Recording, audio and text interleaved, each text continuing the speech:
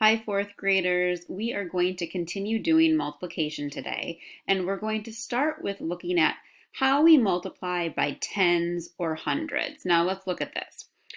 4 times 10. This is the same as 4 times 110, and that would be 4 tens. And 4 tens is the same as 40. We might also just be able to look at this and say, well, we do 4 times 1 is 4, and then we add the 0. Let's look at the next one. 3 times 20. This is the same as 3 times 2 tens. So we just do the 3 times 2, which is 6. And it's 6 tens, which is 60. So I might just do 3 times 2 is 6. And then I add the 0.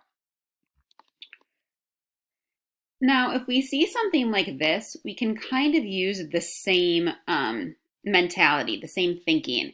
So if I don't get scared of seeing 2 digits times 2 digits, you are able to solve this knowing what you already know about tens.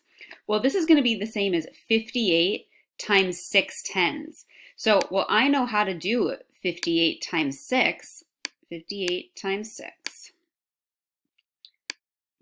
8 times 6 is 48. 6 times 5 is 30. Plus 5 is 34. So I know that 58 times 6 is 348, but this was 6 tens. So we have 348 tens. So what do I do to that number? I add a 0. 3,480. I'd like you to solve this next one using the same strategy. You know how to do 47 times 8. So first do 47 times 8, and then you'll add that 0 for that 10. So you're going to do that right now. Okay, let's check your work. We can do 47 times 8, and then this is really going to be times 8 tens. So then we just add, we need to multiply it by 10.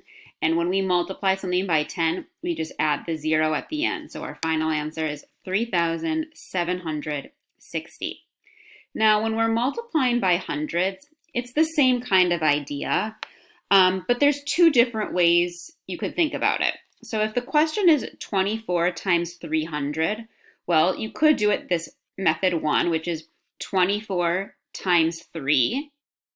Then times 100. So 24 times 3 is 72, then times 100. Or you could do 24 times 100, then times 3. You'll get to the same answer. When you're doing multiplication, the order doesn't matter. You could do 24 times 3 times 100, or 24 times 100 times 3. So let's look at an example. 47 times 500. Well, if I can solve 47 times 5, then I can solve this. I like that method 1, which is 47 times 5 times 100. So to do that, we got 7 times 5 is 35. 5 times 4 is 20, plus 3 is 23. And then I need to do times 100. 235 times 100. I'm just going to add 2 zeros. So 2, 3, 5 with 2 hundreds. So my answer is 23,500. Okay, now it is your turn to solve 94 times 300, and then we will come back together to check your work. So you are going to solve this one. Okay, check your work. Did you get 28,200? Don't forget to do that last step of multiplying by 100, adding those 2 zeros. Okay, now we've seen area models before, and I want to look at it for solving 2 digits times 2 digits. So we have 27 times 32. We have 27 on one side, 32 on the other. And to solve this, I'm going to need to find the area inside each one of these rectangles. So I'm going to start with 7 times 2 is 14. Just going to put that here, because I'm going to need to add them later. 20 times 2, 2 times 2 is 4. And then I'm going to add that 0.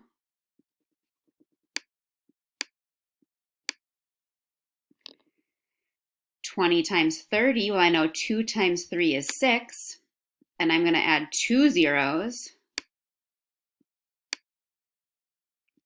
and then 7 times 30. 7 times 3 is 21, and I'm going to add the 0. Oops, I forgot to put the 600 over here.